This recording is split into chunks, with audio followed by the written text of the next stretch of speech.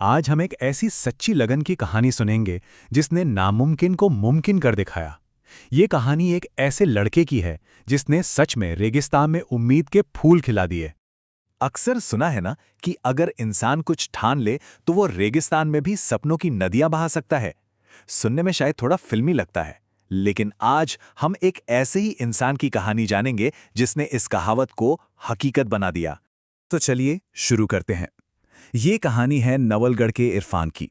वो राजस्थान के एक ऐसे गांव में रहता था जहां जिंदगी आप कह सकते हैं रेगिस्तान की तरह ही एकदम सूखी और मुश्किल थी। उस गांव के लिए और वहां के हर एक घर के लिए जो सबसे बड़ी जंग थी ना, वो थी पानी की। कुएं, तालाब सब सूख चुके थे और पानी की हर एक बूंद के लिए लड़ाई होती थी। 5 किलोमीटर, ये वो दूरी है जो इरफान को हर सुबह स्कूल जाने से पहले तय करनी पड़ती थी, और ये कोई आम सफर बिल्कुल नहीं था। जरा सोच कर देखिए, एक लड़का तपती रेत पर नंगे पैर चल रहा है, सिर्फ एक घड़ा पानी लाने के लिए। घंटों लाइन में लगने के बाद जब वो घर लौटता था ना, तब तक तो सूरज एकदम सिर पर आ चुका होता था। ये कोई एक दिन की बात नहीं थी, ये उसकी रोज की हकीकत थी। तो इरफान की दुनिया कुछ ऐसी थी।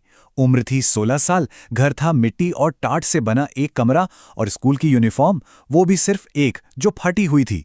ऊपर से स्कूल में बच्चे उसे गरीब इंजीनियर कहकर चिढ़ाते थे। लेकिन फिर कहते हैं ना, एक मौका जिंदगी बदल देता है। वैसा ही कुछ हुआ। गांव में एक विज्ञान प्रदर्शनी का ऐलान हुआ और बस यहीं से इरफान की कहानी ने एक नया मोड़ ले लिया। उसके एक टीचर थे, शर्मा सर। उनके कुछ शब्दों ने इरफान के अंदर जैसे एक चिंगारी जला दी। उन्होंने कहा था, असली विजेता वो नहीं जो जीतता है, असली विजेता तो वो है जो अपने हालात बदल दे। ये बात इरफान के दिल में घर कर गई। अब जिसके पास कुछ नहीं होता ना, उसके पास सोच होती है। इरफान ने कबाड़ से अपना सपना बनाना शुरू किया। उसने पुराने पाइप, टूटी फूटी बाल्टियां, खाली बोतलें और अपनी बहन की खिलौना कार से एक छोटी सी मोटर निकाली और सब इकट्ठा कर लिया। और इन सब चीजों से उसने बनाया वाटर सेवर सिस्टम। ये एक बहुत ही साधारण सा मॉडल था जो पानी की हर बूंद को इकट्ठा करता, उसे साफ करता और फिर खेती के लिए दोबारा इस्तेमाल कर सकता था। यह आइडिया सीधे उसके गांव की जरूरत से पैदा हुआ था। गांव की प्रदर्शनी तो वो जीत गया, लेकिन अब असली इम्तिहान था शहर में। पर इस सफर की एक बड़ी कीमत थी जिसे चुकाना आसान नहीं था।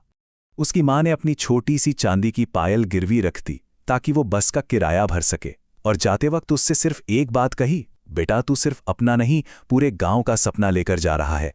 और शहर पहुंचकर तो मानो दो अलग अलग दुनियाएं आमने सामने आ गई। एक तरफ थे बड़े बड़े स्कूलों के बच्चे जिनके पास महंगे महंगे मॉडल थे और एकदम फर्राटेदार अंग्रेजी, और दूसरी तरफ अपना इरफान। उसके पास क्या था? कबाड़ से बना एक मॉडल और उम्मीद से भरा एक दिल। और फिर वो पल आया जब सब कुछ दांव पर लगा था। प्रतियोगिता का आखिरी दौर। सब कुछ पहले तो ठीक ठाक चला, लेकिन फिर अचानक उसकी वो छोटी सी मोटर में कुछ फंस गया और पानी का बहाव रुक गया। सब खत्म। पूरा का पूरा हॉल ठहाकों से गूंज उठा। लोग मजाक उड़ा रहे थे, देखो गांव का लड़का क्या ही टेक्नोलॉजी जानेगा। वो पल बहुत अपमान भरा था। तो क्या क्या यही उसके सपने का अंत था? क्या इतनी सारी मेहनत सब बेकार चली गई? नहीं, बिल्कुल नहीं। उस पल में उसने हार नहीं मानी। उसे अपनी मां की पायल और अपनी टीचर के शब्द याद आ गए। वो मंच पर ही घुटनों के बल बैठा। उसने फटाफट मोटर खोली, उसमें फंसी मिट्टी को साफ किया, उसे वापस लगाया और अपने सपने को एक बार फिर से स्टार्ट कर दिया।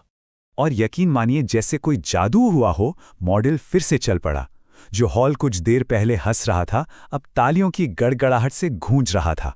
नतीजा, उसे दूसरा स्थान मिला, पढ़ाई के लिए पूरी स्कॉलरशिप मिली, और वो इज्जत जो किसी भी इनाम से कहीं ज्यादा बड़ी थी। इरफान अब अपनी इस सफलता को लेकर अपने गांव वापस आया, जहां उसकी असली परीक्षा तो अब शुरू होनी थी। उसे अपने टीचर के शब्दों को जो सच करके दिखाना था। यहां उसका पूरा सफर दिखता है।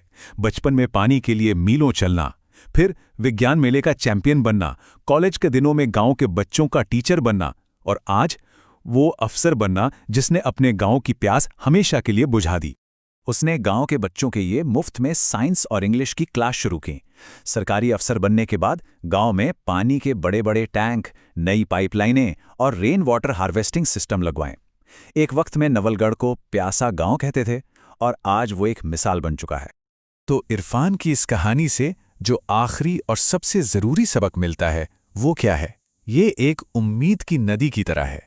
उसकी कहानी हमें ये सोचने पर मजबूर करती है कि हर किसी की अपनी दुनिया में वो कौन सा रेगिस्तान है जिसे मेहनत और लगन से सींचकर गुलजार बनाया जा सकता है, क्योंकि असली हीरो तो वही है जो गिरकर भी उठना जानता है।